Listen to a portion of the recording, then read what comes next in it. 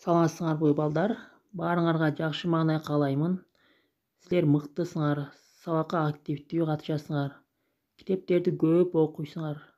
Ар дайым ушундай адатыңардан жазбагыла. Анда адеп сабагыбызды баштайбыз. Бүгүнкү темабыз кандай болушу мүмкүн деп ойлойсуңар балдар? Бул сүрөттө кандай кырдаал чагылдырылган? Ойлонуп көргүлөчү. Эң туура айтасыңар. Бүгүнкү турган темабыз адептүү, ыймандуу бала ата журттун келечеги.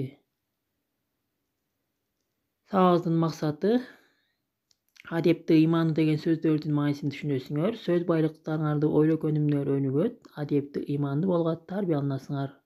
Ыймандуу, адептүү, маданияттуу балдар кандай болушат? Силер кандай жакшы сапаттар бар? Адептүү, ыймандуу болуш үчүн кандай сапаттарга ээ болуш керек деп ойлойсуңар? Азаматсыңар, эң туура айтасыңар. Ыймандуу, адептүүлүк, маданияттуулук, акылмандуулук, эстүүлүк жакшы гана балдарга кездеше турган сапаттар. Мындай балдар эч качан бирөө менен урушпайт, жаман сүйлөбөйт, улууну урматтап, кичүүнү ызатташат, сылык, кичипейил болушат.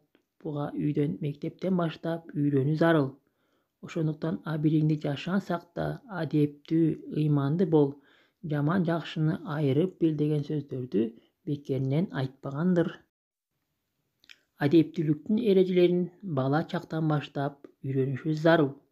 Сен дагы эмгитеден эле адептүү, ыймандуу болсоң, ар дайым улуулардын акылына ээ болосуңар балдар. Ата-энеңдин, мугалимдин сөздөрүн дайыма угуп жүрүлө. Анда бабалардын сөзүн да билип алгыла.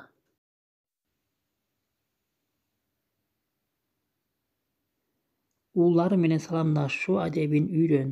Ар кандай коомдук жайларда өзүңдү маданияттуу алып жүрүүнүн эрежелерин бил. Кичипейил, элпек, эмгекчил, өнөрлүү болууга чоңой. Ата-энеңди, ага-эжелериңди, ууларды сыйла, тилин ал. Анда эмесе үйгө тапшырма. Ойлонуп сөзүн тап, адептүү баламын ырдагы сөздөрдү табабыз жана макалдарды чечмелейбиз. Ушу менен сабагыбыз жыйынтыкталды. Саламатта калгыла.